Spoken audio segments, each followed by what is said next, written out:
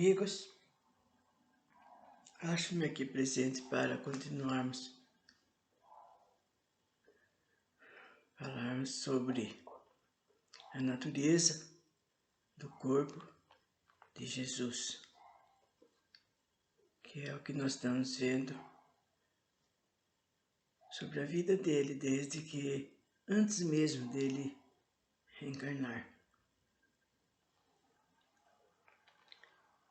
A sua mãe, Maria, sentia-se grata ao Senhor pelo ensejo do seu filho preferir a profissão liberal e religiosa de intérpretes entre os seus conterrâneos, as regras e o repositório da sabedoria de Moisés.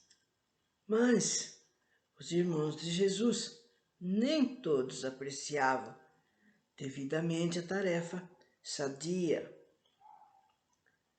moça, e não escondia a afeição incondicional por Jesus, espírito a que se sentia afeiçoada ao imo da alma há muitos milênios.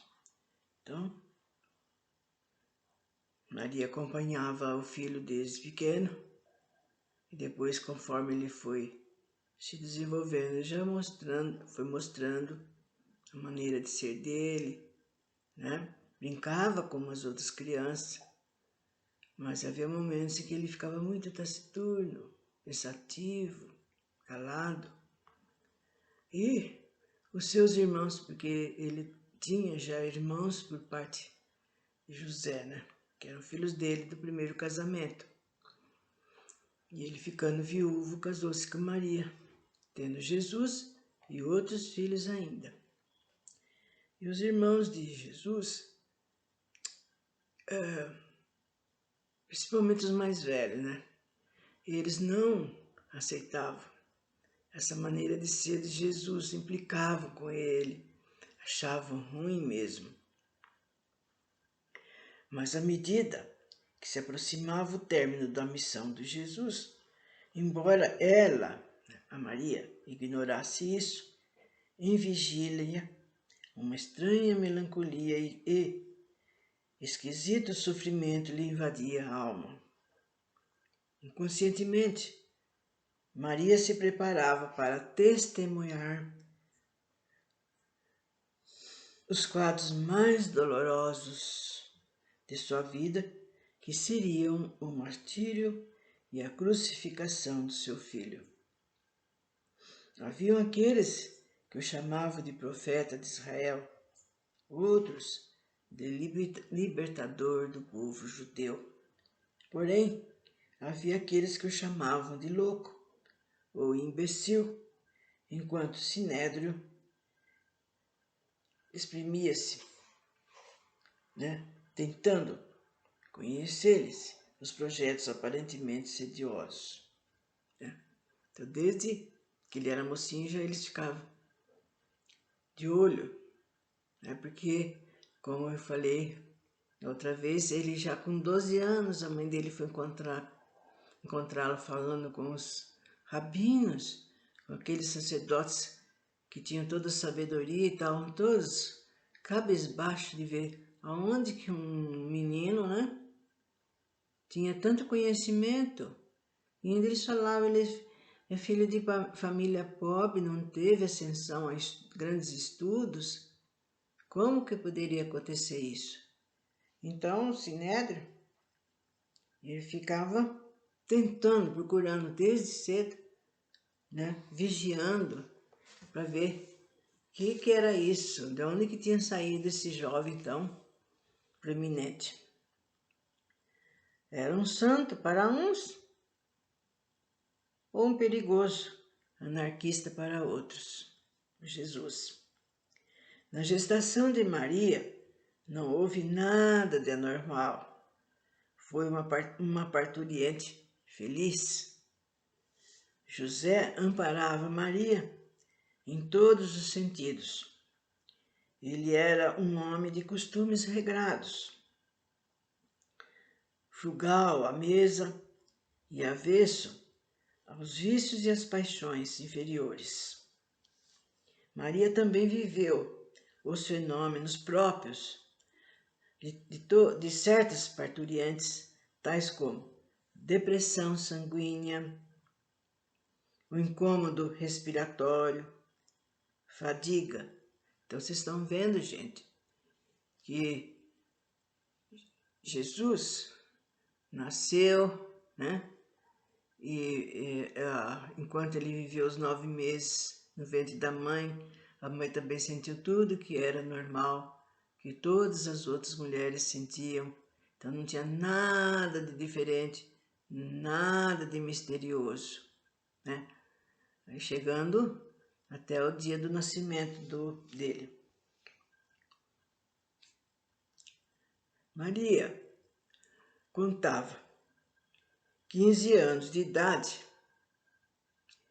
quando seus pais, Joaquim e Ana, faleceram. Alguns meses de diferença entre os óbitos. Então está explicando aqui, né, quem era Maria, o que ela fazia. Então, ela uma jovem, disse que ela era muito bonita, muito boa, muito prestimosa, gente. Mas os seus pais faleceram em questão de pouco tempo. Foi então acolhida e encaminhada por parentes do seu pai e foi para o templo de Jerusalém, ficando 2 anos, e dedicava os trabalhos de confecção de túnicas, tapetes, enxovais, e também sabia cantar os salmos de Davi. Era uma jovem bela, dócil, benevolente. Desde menina, ela já tinha visões. Então, torna a explicar que essas visões têm os médiuns, quer dizer, aquelas pessoas que têm o dom de enxergar, de ver, além do plano material, lógico, ver o plano espiritual, os espíritos, e mesmo ambientes, lugares, o que apresentarem para o médium. E Maria, desde menina, ela já tinha esse dom, gente, de ver sobre a vida espiritual. E quando José, viúvo e mais velho, e pai de já 5 filhos, pediu para a esposa, ela aceitou. José e Maria, além de suas próprias virtudes espirituais defensivas, gozavam de prestígio e apoio de algumas falanges de menor graduação espiritual, porém vigorosos, decididos, que também se propuseram a cooperar na proteção do Salvador dos homens. Então vocês estão vendo que foi falado da outra vez a preparação de quase 1000 anos para que Jesus pudesse vir ao mundo, reencarnar. E ele aceitou sem êxito quando ele foi chamado para vir trabalhar aqui entre os homens, para ajudá-los naquilo que precisasse. Então, sanearam as imediações de Belém, desintegrando fluidos mórbidos e eliminando cargas magnéticas maléficas, a fim de proteger o nascimento de Jesus sob circunstâncias satisfatórias. Então vocês viram, gente, o que eles faziam na parte espiritual, gente. Uns corriam para cá, outros corriam para lá. Quando ele estava para nascer, foram lá limpar o ambiente, porque vocês sabem que nosso ambiente é sempre impregnado de influências negativas, né? Dos nossos irmãozinhos desencarnados, que não querem que as coisas boas evoluam, que a gente progrida, né? E assim por diante. Então eles fazem toda e qualquer coisa que eles puderem para atrapalhar. Mas eles, a parte espiritual, tomou conta disso. Foi logo no ambiente onde ele iria nascer, lá em Belém, limparam, provisionaram aquilo que precisasse para que ele nascesse na santa paz. Cada corpo que se gera na terra e desperta no berço físico é um valioso instrumento. Vocês estão vendo mais? É um valioso instrumento. Isso cabe para aquelas que vão escutar, para aquelas que não desejam filhos, fazem tudo para não ter nenhum rebento. E às vezes tanto espírito desesperado para reencarnar, para vir cumprir uma tarefa para ele melhorar no seu estado espiritual. Encontra sempre, em muitos lugares, as portas fechadas.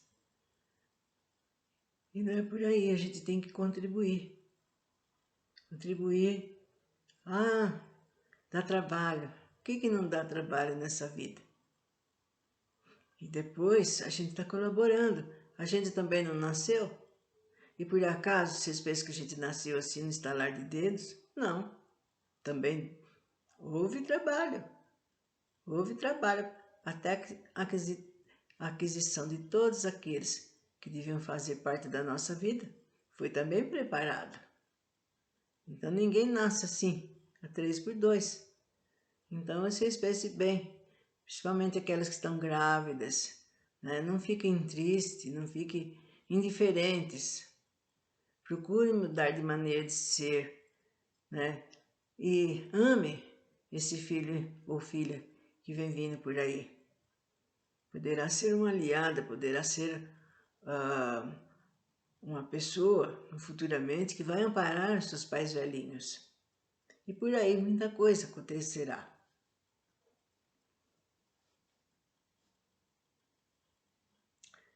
Bom, então essa criança é um valioso instrumento espiritual para a alma aflita, enferma e crestada pelo remorso, amenizar a sua pavorosa dor e sofrimento espiritual. Então, como eu acabei de falar, são seres que muitas vezes estão desesperados achando alguém que possa recebê-lo. Porque é só encarnando, gente, que a gente paga as nossas dívidas, as nossas ofensas, coisas erradas que a gente fez para o próximo. Lá na vida espiritual tudo bem, tem trabalhos, tem estudos, tem muita gente fica muito tempo preparando a sua encarnação e então, mas ele redimir aquilo que ele fez de errado para o outro, ou mesmo para si próprio, é só reencarnando. O espírito do passado, delituoso, refugia-se no bioma protetor da carne e ali se esconde, expurgando as suas mazelas através de lutas, sofrimentos, lágrimas redentoras. Por isso, jamais o sexo avilta o processo criador, embora o homem, na sua febre de prazeres doentio, disponha e inverta o seu estado, o seu sentido criador. Eis porque Jesus não iria subestimar o processo gestativo tão comum no mundo terreno e nem aviltar Maria. Seria a sua própria genitora, esponderosa, crítica, ferina da vizinhança e da sua época. Então quer dizer que ele seria então primeiro, né, a agradecer ao pai, né, e ter uma mãe como ele teve. que aliás foi muito bem preparada, gente. Antes de Jesus nascer, eles procuraram, entre todas as entidades, aquela que seria ideal para ele, que era a Virgem Maria.